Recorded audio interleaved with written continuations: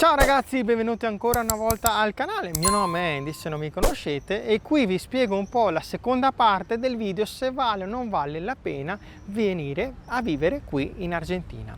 Come sapete, qui l'Argentina è un paese molto bello, molto esteso, con tanta bellissima gente, però complicato allo stesso tempo, un po' come l'Italia. Però qui c'è l'inflazione del 40-50%, continua ad esserci, c'è la metà della popolazione che è povera e quindi non si sa se vale o non vale la pena. Se venite qui potete anche praticamente fare un master in economia e finanza avanzata, ve lo assicuro, perché dovete gestirvi con un salario che è molto più basso rispetto a quello che potete guadagnare in Europa. Se sei un pensionato ti porti la pensione qui in Argentina e vale la pena venire qui.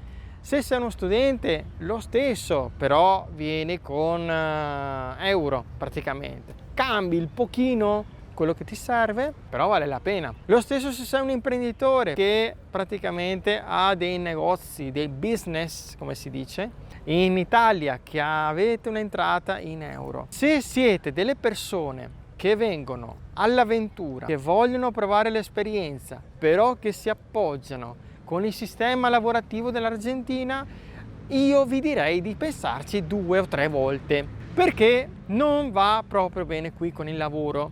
Io personalmente sono autonomo, dipende da me, quindi in quel caso sì, ma se siete persone che vogliono dipendere da qualcun altro, non avete la residenza, avete solo il passaporto, è difficile trovare un lavoro in bianco, quello che chiamano qua un lavoro legale con un contratto e tutto.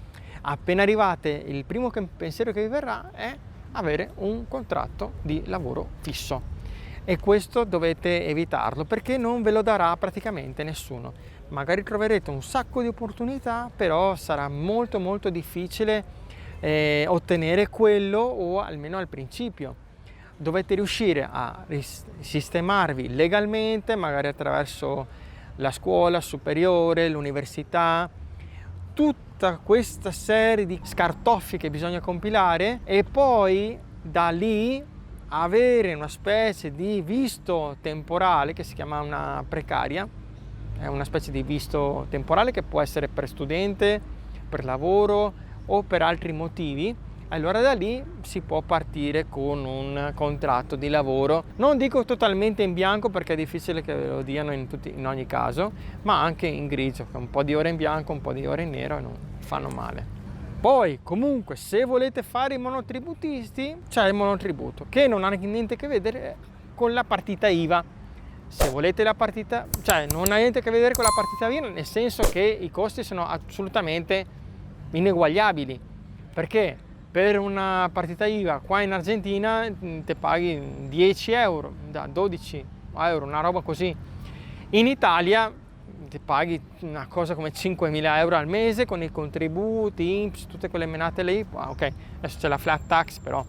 E poi c'è la situazione pandemia. Nessuna volta, in nessun momento il governo in questi 2 anni e passa di pandemia ha detto Green Pass. Potete girare liberamente con la mascherina, adesso non ce l'ho, però siamo all'aria aperta, si può stare anche senza. Non è necessario entrare con un Green Pass, con il certificato, per andare a comprare scarpe, per dirvi.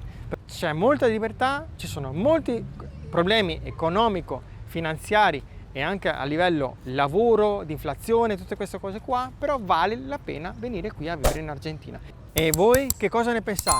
Volete andare a vivere da un'altra parte? Raccontatemi un po' la vostra esperienza, che poi lo vediamo in un altro video. Iscrivetevi, seguitemi da tutte le parti, Instagram e TikTok, e ci vediamo alla prossima da Catamarca, Argentina. Ciao!